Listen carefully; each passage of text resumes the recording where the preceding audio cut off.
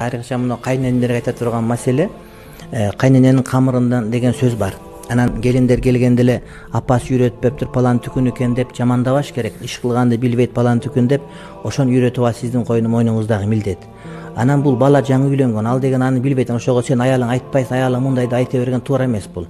Ал эмне күнүгө катын алып жүрүп опыту көп эмес, аны ал эми үйлөнгөн, өзү 22ге чыккан бала болсо, анан каяктан ал билсин?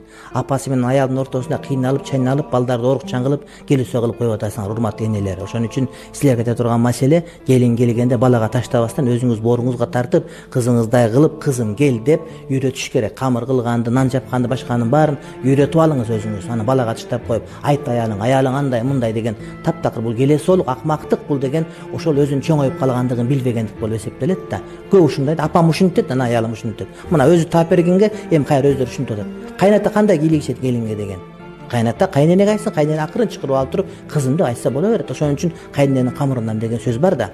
Ошого балдарыңарды кыйнабагыла антип, балдарды кыйнап, үй бүлөнү бузуп, ошо менен кечке ошентип жүрө бере турган болот. Акыл эси аз болуп калган ушундай эне бар да. Кайнене болуп калса эле бул касиетти болуп кеткен жери жок да, бул деле кече эле мектепте бүтүп аткан кандай. Жанагы сойку кайнене ошо келинин сойку ойлойт деген сөз бар. Ошон үчүн кайненелер этият болуш керек. Балдарга айтып, балдарды урушуп, сенин балаң, аялың ушунда сөзүн укпайт, ана мына деп айтпаш керек. Сен аялың үйрөт дебеш керек. Ага сиз үйрөтүшүңүз керек. Ал алып келип берди, калган кайнененин колунда. Эптей албасаңыз бөлүп чыгарып коюңуз. Эптей ала турган болсоңуз, ошону үйрөтүңүз деңиз. Балдарды канчалаган жигиттер, балдар келет да, кыйналып кеттим деп, жүрөгүм давление болуп өлөйүн деп өлүп калгандары да бар ошентип отуруп. Андан дагы жаман кээ бир кайненелер, бакшыга барып, келинин окутуп, баласын ысытма суутма кылып отуруп, абжип кылып, баласы айнып, жинди болуп калган, нейромания болуп калган балдар дагы көрүп атабыз биз. Ошон үчүн кайнене деген касиеттүү болуш керек. Келгенде акырын айтып деп үйрөтүп, кызындай кылып алыш керек. Ошол кыз ушунча 6 миллион Кыргызстандан сенин балаңы тандап, ошого тени жанын багыштап, нике кыйып, макул болуп келип отурса, үйүнөн ажырап, ошону келгенде анан